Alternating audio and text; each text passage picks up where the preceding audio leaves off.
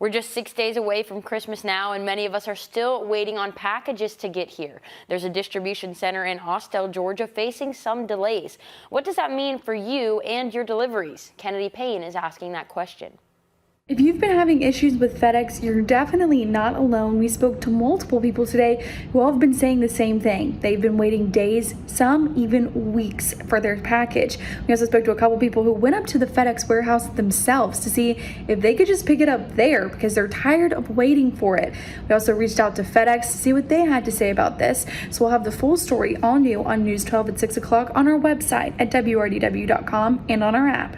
Augusta city leaders giving debris updates before the holidays. Mayor Garnet Johnson says they're giving telecommunication providers until January 10th to remove non-utilized wires. Mayor Johnson says if you receive an orange X on your debris, that means it's not debris from Helene and they won't be able to collect it. City leaders also explained how the new Harch Georgia program can help those needing temporary shelter.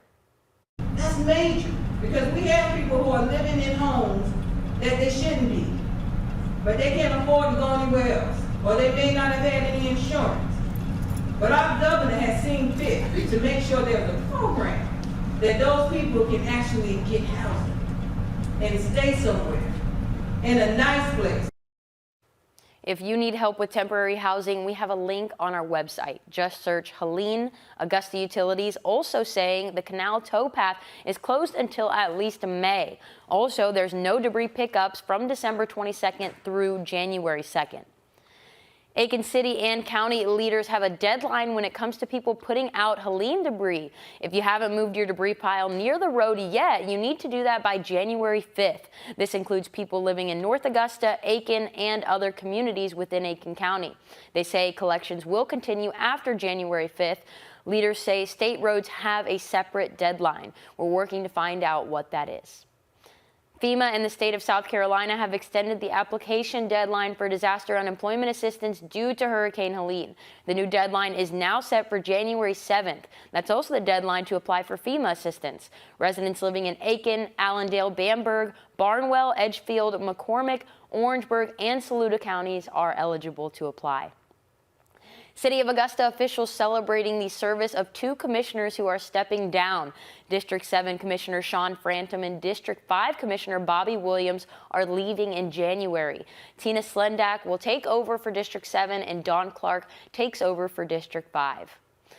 Right now, Georgia Power is preparing to raise rates yet again. State utility regulators voted Wednesday to let the power company raise rates on January 1st.